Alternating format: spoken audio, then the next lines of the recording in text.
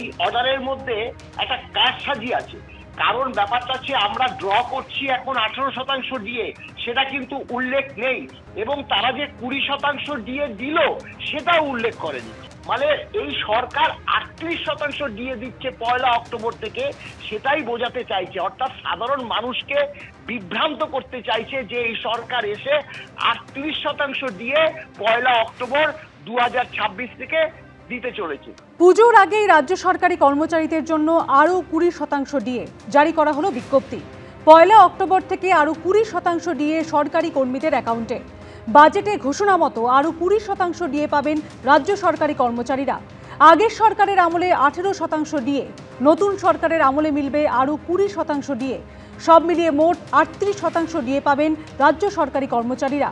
রাজ্য সরকারি কর্মী এবং পেনশনভোগীদের জন্য বড় ঘোষণা।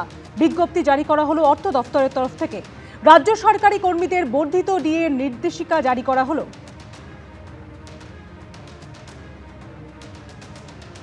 বর্তমান মুখ্যমন্ত্রী অক্টোবরে 20% দিয়ে দেবে ঘোষণা আগেই করেছিল, আজকে অর্ডারটা বেরোলো। কিন্তু এই অর্ডারের মধ্যে একটা কারসাজি আছে। কারণ ব্যাপারটা হচ্ছে আমরা ড্র করছি এখন 18% দিয়ে, সেটা কিন্তু উল্লেখ নেই, এবং তারা যে 20% দিয়ে দিল সেটাও উল্লেখ করেনি। অর্থাৎ এখানে একটা চালাকি করেছে। আবার দেখুন, এই অর্ডারে কিন্তু নিচের দিকে আছে যে পঞ্চম বেতন কমিশনে যারা ডিএ পেয়েছিল, এক্সিস্টিং রেট ছিল, সেখানে বলে দিয়েছে 171, সেটা 1 অক্টোবর 2026 থেকে হবে 223%।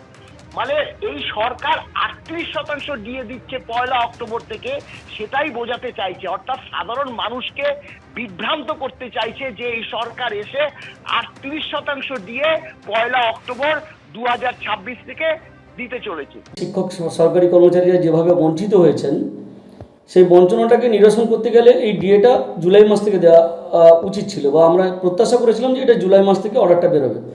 কিন্তু যেহেতু ঘোষণা হয়েছিল অক্টোবর মাস থেকে, তাই অক্টোবর মাস থেকে বের করেছে। তাও একটা কথা যে সরকার ঘোষণা করেছিল, তাও অর্ডারটা বের করেছে। আরেকটা বিষয়, আমাদের সরকারের কাছে আবেদন থাকবে, এখনও পর্যন্ত আমাদের 22% ডিএ কেন্দ্রীয় হারে যে ডিএ হয়, সেই তার থেকে 22% ডিএর ফারাক থেকে গেল। একসঙ্গে হয়তো এই ডিএটা দেওয়া সম্ভব নয়, কিন্তু আমরা প্রত্যাশা করব, সরকারের কাছে আবেদন রাখবো আগামী ডিসেম্বর মাসে এই 22% ডিএ মিটিয়ে দিয়ে তারপর 7th পে কমিশন লাগু করার কথা যেন সরকার চিন্তা ভাবনা করে। এটাই আমাদের সরকারের কাছে আবেদন।